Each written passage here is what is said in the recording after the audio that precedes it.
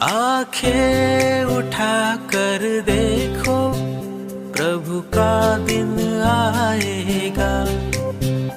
उसको ग्रहण जो करेगा वो साथ जाएगा। जिसने प्रभु को न माना वो एक दिन रोएंगे। संसार के सब प्राणी उसका ही नाम लेंगे।